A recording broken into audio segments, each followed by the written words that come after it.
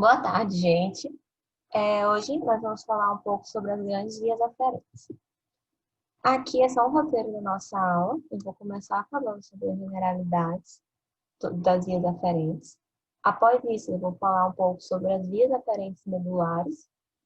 Após, a gente vai conversar sobre as vias aferentes que fazem conexão, que vem, né, dos nervos cranianos. E depois disso tudo, a gente vai conversar sobre a síndrome sensitiva. Como é um assunto muito extenso, eu dividi. A gente vai conversar hoje sobre as generalidades e as vias aferentes. E na próxima aula a gente vai falar sobre as vias cranianas e as síndromes sensitivas bem mais detalhadamente, certo? Então vamos começar falando sobre as generalidades. Esse é um assunto muito importante porque tem muitas aplicabilidades clínicas, né? E o que é que são essas vias aferentes? São as vias que levam as informações das regiões periféricas, certo? De todas as regiões periféricas do corpo, e as levam para o sistema nervoso central, onde vão ser processadas e interpretadas, certo? E isso é muito importante, por quê? Porque é a primeira forma de interpretação do mundo que o nosso sistema nervoso vai ter. Seja por interpretação de temperatura, interpretação de dor, interpretação de tato. Todas as interpretações do ambiente vão vir das vias aferentes, certo? E o que a gente vai ver? Essas vias aferentes, elas vão fazer parte do sistema somatossensitivo. O sistema somatossensitivo é dividido em dois principais grupos. As sensações somáticas e os sentidos especiais.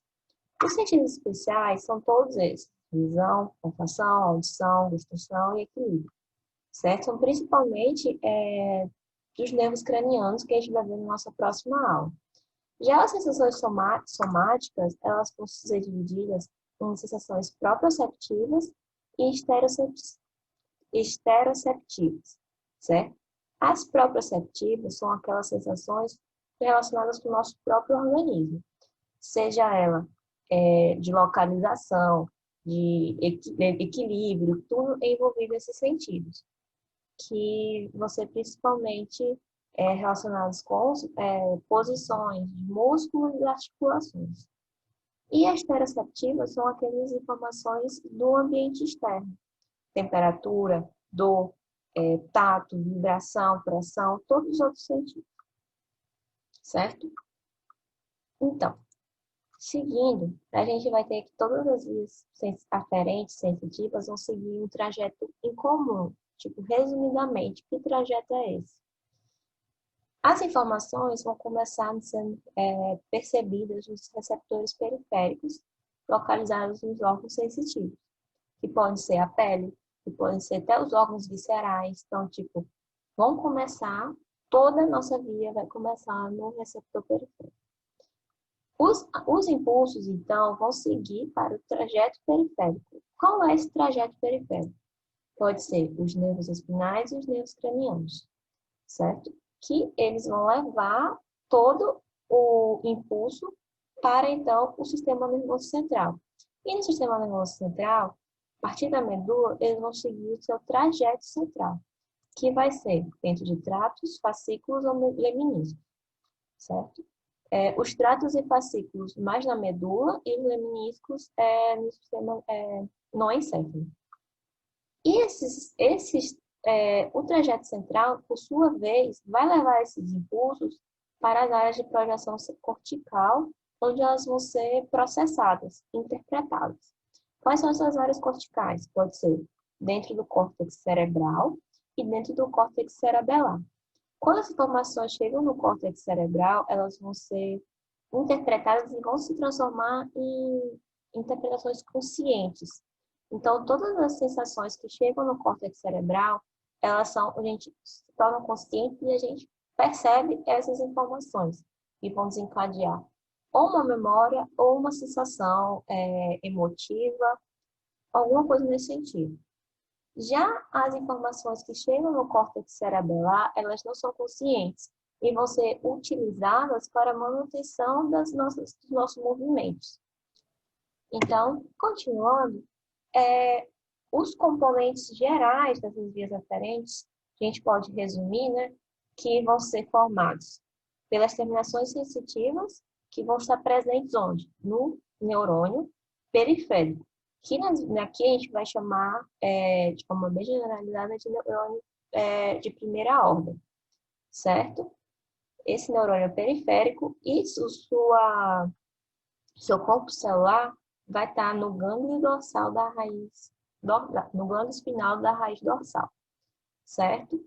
Esse primeiro neurônio vai fazer sinapse com um neurônio de segunda ordem, que vai geralmente estar no corno posterior da medula. Ele vai fazer, por sua vez, vai acender e fazer sinapse com o neurônio de terceira ordem, que geralmente vai estar no tálamo, que esse sim vai fazer sinapse no córtex cerebral ou cerebelar, na área somatosensitiva, certo? Então, a gente vai ter o neurônio de primeira ordem, o neurônio de segunda ordem e o neurônio de terceira ordem. De forma bem resumida, a gente vai ter esses três. Vão ter vias que vão ter mais, vão ter vias que vão ter menos. Mas, de forma bem geral, resumida, são três neurônios que formam as vias aferentes. Um periférico, um medular e um central. Beleza? Então, agora, tendo falado o geralzão, vamos começar a entrar dentro das vias aferentes em si, certo? Vamos começar a falar sobre os sentidos. Eu consegui juntar em 5 grupos principais, né, das vias sensitivas que chegam à medula. As vias álgicas e térmicas, as vias de tato protopático, que é o tato grosseiro ou tato leve, junto com as vias de pressão. A gente vai ter as vias de propriocepção consciente, tato epicrítico e sensibilidade vibratória. O que é propriocepção consciente? Como eu falei, é aquela sensação sobre o nosso corpo que a gente tem consciência, que a gente sabe que existe essa sensação. O que é isso? Saber se tem um músculo se mexendo, se está mexendo a perna, se a sua cabeça está posicionada, certo? O tato epicrítico é o tato mais... Você consegue distinguir intensidade, posição entre dois pontos, é aquele mais delicado em si. Então, a gente vai ter também as vias de propriocepção inconsciente, que a gente não consegue perceber, e essas que vão para o cerebelo. E, por fim, a gente tem os tratos sensitivos das vísceras, que são bem diferentes das outras vias de sensações. Então, começando pelas vias álgicas e térmicas. Os receptores das vias dolorosas, das vias térmicas, elas vão ser terminações nervosas livres dos neurônios periféricos. Elas vão estar mais em grande quantidade entre as células da epiderme, que a gente consegue perceber. Vão ser ativadas por estímulos mecânicos, por estímulos térmicos e, em algumas situações, estímulos químicos. Quais estímulos químicos? Podem ser inúmeros, desde ácidos, coisas bem simples, tipo prostaglandina, serotonina, histamina, ácido, íons de potássio. Várias coisas podem estimular esses receptores químicos. As fibras nervosas, de forma bem curiosa, elas vão ser de dois tipos dessas vias. A gente vai ter as fibras do tipo A delta e as fibras do tipo C. As fibras do tipo A, elas vão ser fibras de condução muito rápida e responsáveis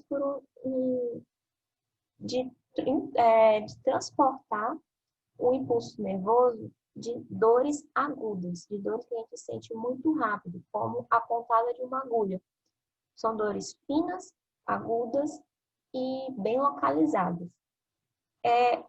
Filogeneticamente, na evolução, por que ela é importante? Porque esse tipo de fibra, tipo de dor, a gente percebe rápido e já consegue tomar uma atitude contra essa dor, certo? Enquanto as fibras do tipo C, elas vão ser tipos de condução mais lentas, certo? Que vão demorar para chegar, demorar, tipo, o que eu digo, Enquanto a fibra do tipo A delta, ela chega em menos de um segundo, em 0,1 milímetros, 0,1 segundo, as fibras do tipo C levam um segundo para chegar. Elas vão ser fibras que vão transportar um caráter de dor bem diferente. Vão ser fibras mais, quer dizer, vão ser dores mais latejantes, em queimação, bem difusas, não vão ser bem localizadas, como as dores transmitidas pelas fibras de tipo A, certo? Então, esses tipos de dor vão ser dores diferentes e vão ser transmitidas por fibras diferentes. E, além disso, elas também vão ter neurotransmissores diferentes. Enquanto as fibras do tipo A, elas têm neurotransmissores de glutamato, de tipo bem excitatório, e de ação muito rápida, o glutamato tem, ele é liberado rapidamente e ele age rapidamente. No entanto, ele também para de agir de forma muito rápida. As fibras de tipo C, elas vão ter principalmente o neuropeptídeo P como seu neurotransmissor. O que é que o neuropeptídeo P ajuda, né, nesse caráter da dor?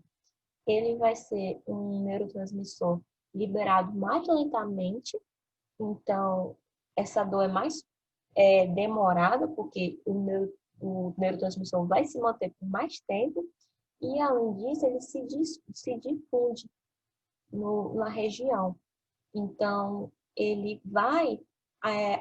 neurotransmissor não vai agir somente no neurônio que está correndo a sinapse, ele também pode agir em neurônios que estão também ao redor de onde está tendo essa sinapse, certo? Então, essa diferença é muito importante que a gente tem que entender sobre os dois tipos de dor. Por que isso é importante? Porque essas duas tipos de dor, elas possuem diferenças, então elas são estudadas de forma separada. A gente vai ter a via neoespinotalâmica da dor e a via paloespinotalâmica da dor. A via neoespinotalâmica é aquela dor aguda, bem localizada, de caráter bem rápido, certo? Que eu falei que é principalmente sobre as fibras A delta. Enquanto a via paraespinotalâmica, ela vai ser aquela dor crônica, mais difusa, em queimação, bem latejante, bem característica, as duas dores são, certo? Então, agora a gente vai ver bem especificamente, bem detalhadamente, a via neoespinotalâmica. O que acontece? A via neoespinotalâmica ela vai começar lá no receptor periférico, que, como eu já falei, são terminações nervosas livres. Aqui, vou até botar o apontador. O que vai acontecer? O neurônio de primeira ordem, ele vai estar no gânglio espinal, bem aqui. Então, o prolongamento periférico dele vai estar lá no receptor periférico, enquanto seu prolongamento central vai para a medula. E na medula, ele vai entrar na medula e fazer a sinapse com o segundo neurônio, logo aqui na medula, no corno posterior da medula. Esse segundo neurônio, bem aqui, que aqui está marcado aqui, ele vai se prolongar, vai cruzar na decusação branca, certo? Na comissura branca, quer dizer. Então, ele vai seguir para o trato espinotalâmico lateral, já no fascículo lateral, certo? Então, ele vai fletir e vai ascender até o encéfalo. Uma curiosidade, uma coisa interessante, como vocês podem ver, as fibras mais caudais vão sempre se manter mais lateralmente. Enquanto as novas fibras vão chegando, elas vão se depositando de forma mais medial. Então, a inervação da perna, por exemplo, vai estar mais lateral do que a inervação do braço, que vai estar mais medial, certo? E elas vão se mantendo juntas, subindo pelo trato espinotalâmico lateral, até chegar mais ou menos aqui na altura no mesencéfalo da ponte, em que elas vão se juntar com outro trato sensitivo, que é o trato espinotalâmico anterior, e vão formar o leminisco espinhal, certo?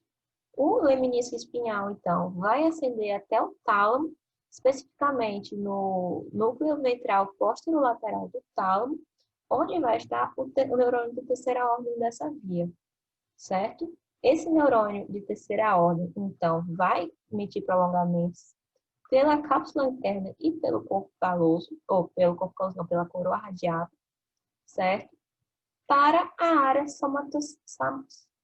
para a área sonestésica, desculpa, certo? E como a gente sabe do homúnculo, que aqui é a área da perna, aqui mais ou menos a área do tronco, aqui a gente tem a área da mão e por aqui a gente tem a área do rosto, certo?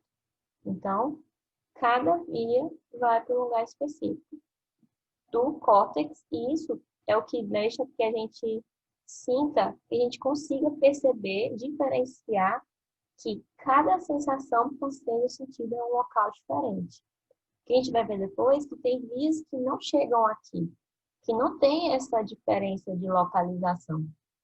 Então, a gente não consegue perceber em quais locais está ocorrendo a dor, por exemplo. A sensação, quer dizer, certo? Mas também, quais são os locais, não, as informações que saem do tálamo, do terceiro neurônio, não vão somente para o córtex. Elas podem ir também para o giro do símbolo, onde vai ter as interpretações do aspecto emocional da dor, e também para o giro insular, que é que ele vai causar, vão gerar respostas autonômicas em relação a essa dor. Vai ter liberação de adrenalina, vai ter ativação do sistema simpático, certo? Então, é muita coisa. E outra coisa interessante é que as informações chegam no córtex e do córtex elas podem ativar várias outras áreas, tá certo? A via neoespinotalâmica, que é da dor aguda. Então, a gente percebe que ela vem direto do sistema nervoso periférico, sobe e chega no tálamo. Então, ela é muito rápida, certo? Uma coisa muito interessante é que as informações sensitivas, elas já se tornam conscientes no tálamo. A gente já sabe que está sentindo alguma coisa quando ela chega no tálamo, mas a gente não sabe o que e onde a gente está sentindo. Isso só vai chegar quando elas chegarem no córtex cerebral. Então, agora, a via paloespinotalâmica, certo? O que é que vai acontecer de diferente? A via paloespinotalâmica, o neurônio periférico vai estar também, o primeiro neurônio também vai ter seu corpo celular no gânglio espinal da medula, da raiz dorsal da medula, certo? Ele vai emitir o prolongamento e se fazer uma sinapse com o segundo neurônio, que vai estar também no corno lateral, no corno posterior da medula. Aí começa uma diferença da outra via. Ao contrário dos neurônios da via neoespinotalâmica, esses neurônios daqui, eles não vão cruzar para o outro lado. Alguns vão cruzar, mas a maioria não vai cruzar para o outro lado da medula e vão seguir ascendendo direto, certo? Eles vão ascender junto, né, eles vão até ficar juntos, eles vão para o trato espinotalâmico lateral, eles sobem, no entanto, eles vão fazer sinapse lá na formação reticular, certo? Por isso que também se chama trato espino-reticular. Eles vão subir no trato espino-reticular junto com o trato espinotalâmico lateral e vão terminar na formação reticular.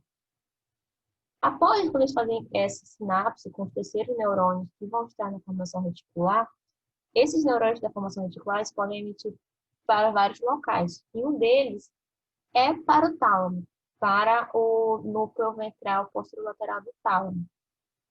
Mas uma coisa interessante sobre essa dor, como é uma dor crônica, ela vai manter a formação reticular ligada, e é o que vai ativar o resto do encéfalo. Uma correlação clínica muito interessante é por causa disso que muitos pacientes com dor crônica não conseguem dormir, porque a dor crônica mantém ativado o sistema reticular, que mantém, então, por sua vez, ativado todo o córtex cerebral. Então, ele é muito interessante isso, certo? Então, ele vai à formação reticular, o que é importante aqui, né?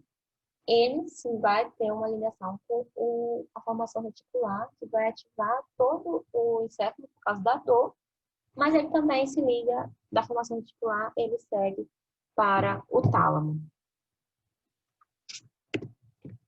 Outra coisa interessante das vias álgicas é que elas têm um próprio sistema de controle dentro do sistema nervoso central. A gente vai ter um sistema de analgesia, que é caso você ser responsáveis por suprimir sensações de dor aguda, picante e dor urticante. Então, a gente percebe que a dor acontece, mas por que ela para? E justamente, às vezes é o sistema de analgesia do sistema nervoso central que está controlando essa dor, tá certo? E onde é que estão localizados esses sistemas de analgesia? Vão estar na área periventricular do encéfalo, na substância cinzenta periarquedutal do mesencéfalo e nos núcleos da linha média do tronco encefálico. Eles vão emitir eferências para a medula, que vão se conectar com os neurônios de segunda ordem do sistema nervoso sensitivo e vão liberar neurotransmissores que vão suprimir essa sensação de dor. E quais são esses neurotransmissores? Principalmente encefalinas, endorfinas e serotoninas. Elas que são responsáveis pela supressão da sensação de dor em muitas situações. Agora, indo para o próximo, a gente vai então para as vias do tato protopático e de pressão. Só relembrando, o tato protopático é um tato grosseiro. A gente não consegue, por exemplo, é aquela brincadeira, aquele teste que a gente faz. Pega duas canetas, toca, e a pessoa, dependendo da distância, a pessoa não vai sentir que são duas canetas, que parece que é só uma, quando a gente toca nas costas, né? É isso que está do protopático. A gente sabe que está tocando, mas a gente não consegue diferenciar. O tamanho do objeto que, tá sendo que a gente está tocando, a intensidade do toque, tá certo? Então, isso é um tato bem mais grosseiro, que a gente não tem a delicadeza de interpretar muito bem o que está acontecendo. Eles vão ser, muitas vezes, terminações nervosas, os receptores, mas também podem ter os corpúsculos de Meissner e os corpúsculos de Ruffini, presentes sobretudo na epiderme, certo? E também tem as terminações nervosas periféricas que vão estar associadas aos folículos pilosos, certo? Porque eles conseguem perceber o movimento dos pelos. E aqui a gente tem a via, certo? O que a gente vai ver? Aqui a gente vai ter o nosso primeiro neurônio, o neurônio de primeira ordem, também no gânglio espinal. O seu prolongamento periférico vai se ligar ao receptor, enquanto seu prolongamento central vai fazer sinapse com o segundo neurônio, que vai estar na coluna posterior da medula. Esse segundo neurônio vai se prolongar e também vai cruzar na comissura branca. Quando ele cruza, ele vai se juntar às outras fibras no trato espino-talâmico anterior, no fascículo posterior, ou lateral, quer dizer. Então, ele vai ascender no trato espino-talâmico anterior, vai igual ao espino-talâmico lateral, as fibras vão sendo adicionadas quando elas vão chegando, vão sendo adicionadas mais medialmente. Então, tem a diferença que as fibras da perna vão estar mais lateral e as fibras da região cervical vão estar mais mediais. Então, elas vão subindo. Quando chegam aqui na região da ponte do mesencéfalo, elas vão se juntar com o trato espinotalâmico lateral para formar o luminisco espinhal, que vai subir, ascender mais uma vez até o tálamo e fazer sinapse com os terceiros neurônios que vão estar no núcleo ventral posterolateral do tálamo, certo? E esses, então, vão emitir prolongamentos pela cápsula interna e coroa radiada para a área sonestésica, bem especificamente. E aqui, o que eu falei antes, é um tato grosseiramente localizado, a gente não tem a delicadeza de interpretar com exatidão onde ele está localizado, e a gente tem uma discriminação, uma pouca discriminação da intensidade, bem exatamente o que eu já tinha falado. Continuando, agora a gente vai falar sobre as vias de propriocepção consciente, o tato epicrítico e a sensibilidade vibratória. O tato epicrítico já é ao contrário do tato, não ao contrário, né? Já é uma evolução do tato protopático. Nesse a gente consegue diferenciar os bem exatamente o que está sendo tocado, a gente consegue reconhecer texturas, o que tipo estereognosia, certo? Consegue entender que está sendo escrito na palma da mão graças ao tato epicrítico, certo? E esses todos aqui, a gente vai ter uma diferença nos receptores. Quais são os receptores de vibração? Os corpúsculos de Vater-Pacini. Quais são os receptores de propriocepção consciente? Vão ser os fusos neuromusculares presentes nos músculos. Quais são os receptores do tato epicrítico? São os corpúsculos de Mesner, os corpúsculos de Ruffini e as terminações perítríqueas, certo? Que são muito, esses corpúsculos de Mesner são muito abundantes nas pontas dos dedos, para poder a gente conseguir tocar nas coisas, interpretar. Eles são muito bem comuns na pele gabla, certo? A pele que não tem pelos, pele mais fina, certo? Também muito comum nos lábios, na glande do pênis, na vagina, certo? Que são sensações muito importantes, muito delicadas.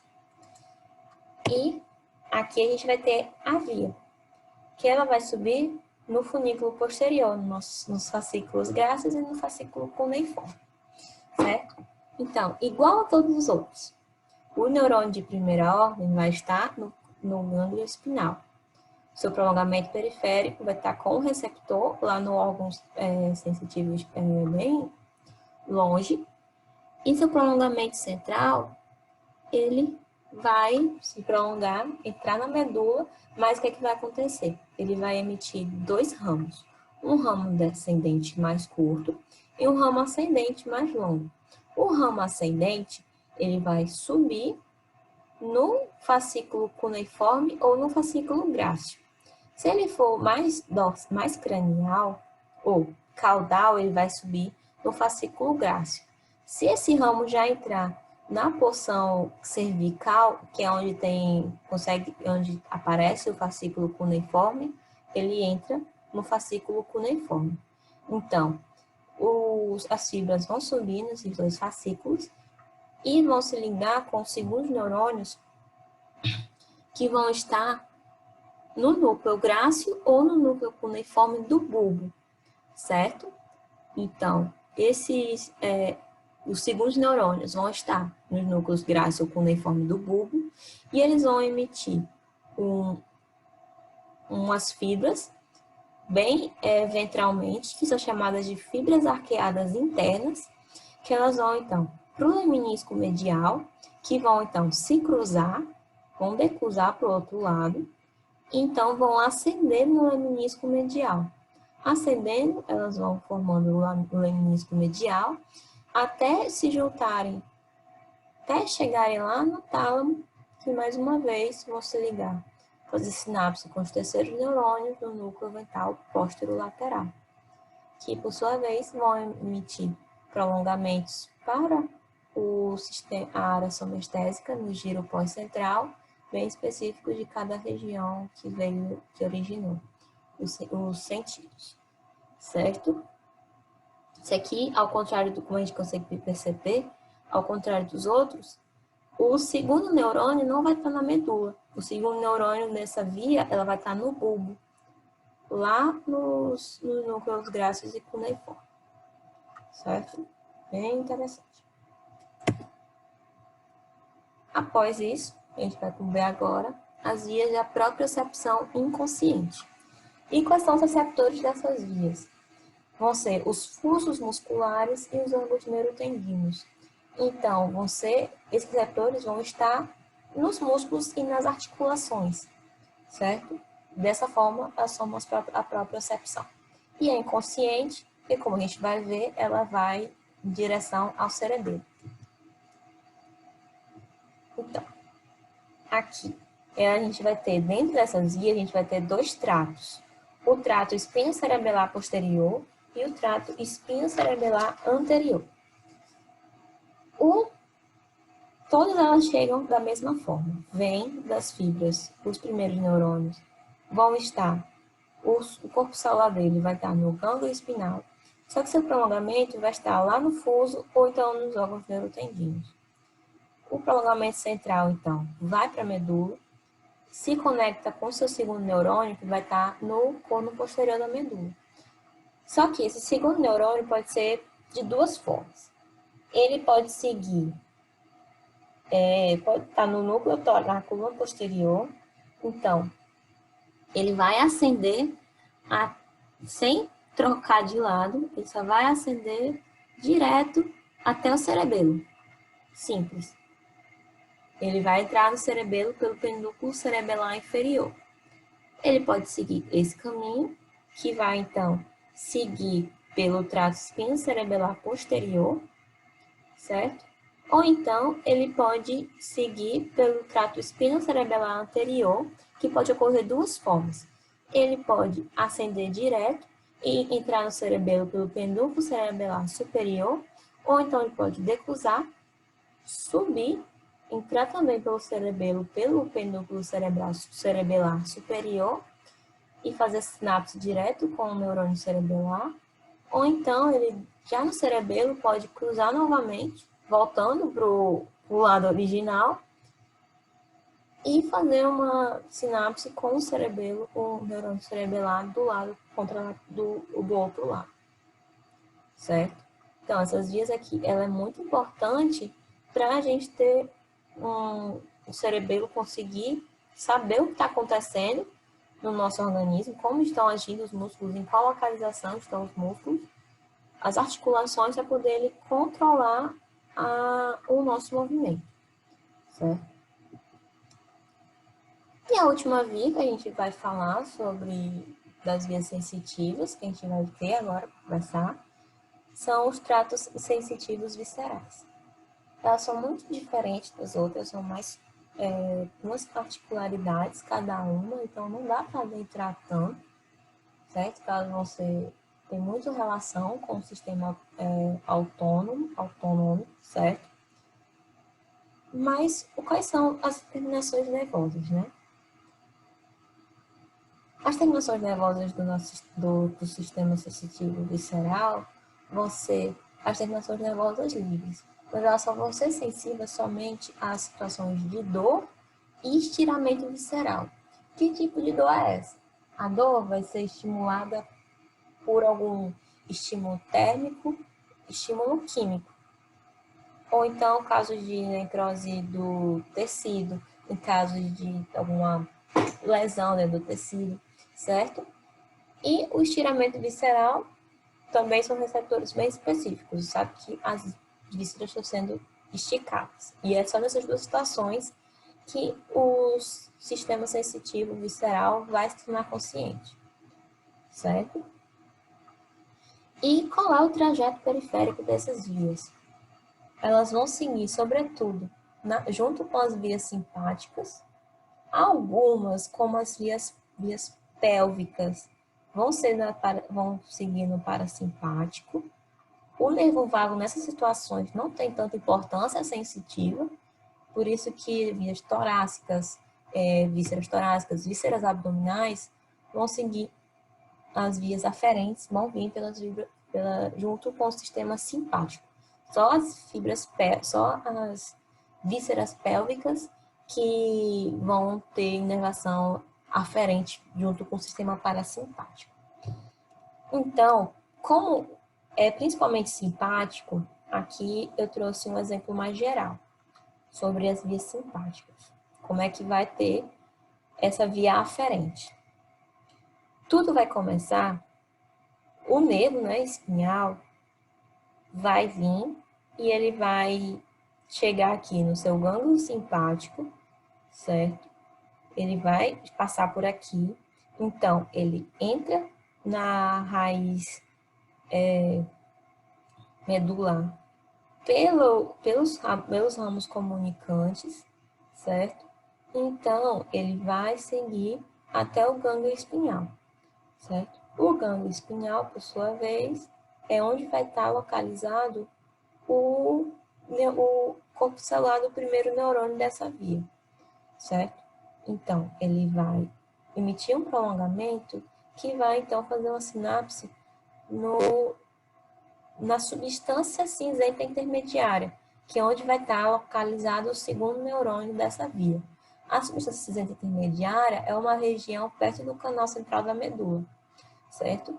Então, esse segundo neurônio, ele vai ascender para fazer sinapse com o terceiro neurônio situado no núcleo grácil do bulbo, que então vai emitir mais prolongamentos e fazer sinapse com o núcleo ventral posterolateral do tálamo. E é nessa região que a gente vai tomar consciência das dores viscerais, certo? Que vão ser causadas pelas sensações viscerais. Como eu já falei, as sensações, elas começam a se tomar consciente no tálamo. O córtex cerebral, a gente só vai conseguir diferenciar mais especificamente o tipo de sensação, o local de sensação, certo? Por isso que as dores viscerais são difusas, mal localizadas, a gente não sabe certeza o que está sentindo, não sabe descrever muito bem onde está doendo, são dores muito mais difusas, certo? E aqui, os neurônios, o quarto neurônio nessa situação, né? Ele vai emitir prolongamentos para a ínsula. A ínsula que vai ser responsável por emitir as respostas autonômicas relacionadas de acordo com as sensações que estão chegando, né? Com as aferências que estão chegando. Porque agora a gente vai revisar, relembrar as vias somatosensitivas, certo? Quais são as principais vias somatosensitivas que se tornam conscientes, né? A gente tem as sensações de dor, temperatura, certo? Que o primeiro neurônio vai estar onde? No gânglio espinal. O segundo neurônio, por sua vez, vai estar no corno posterior da medula. Enquanto o terceiro neurônio, ele vai estar no núcleo posterolateral do tálamo. São esses três neurônios que formam as vias de dor e temperatura. E as sensações de dor e temperatura vão subir para o sistema nervoso central como? Pela via do espino talâmica lateral, a via espino reticular, ou então, no sistema nervoso central, já, né, elas vão subir pelo leminisco espinhal. E qual é o destino dessas vias? O giro pós-central, como toda via aferente. Qual outro tipo de sensação que a gente viu? O tato protopático, ou então, e as vias de pressão. Que, mais uma vez, os neurônios de primeira ordem vão estar no gânglio espinhal, os de segunda ordem vão estar no corno posterior, e terceira ordem vão estar no núcleo lateral ventral do tálamo. E na final, o que é que diferencia ele das outras vias? Ela sobe por um trato diferente. Ele vai subir pelo trato espinotalâmico anterior. Mas nosso sistema nervoso central, ele se junta com essa via aqui, né? E vai formar o leminisco espinal. E também eles vão direto para o destino deles ao giro pós-central. Por fim, a propriocepção consciente, o tato epicrítico e as sensações de vibração, certo? O primeiro neurônio vai estar no gânglio espinhal e o segundo neurônio eles vão estar no trato grácil cuneiforme lá do bulbo.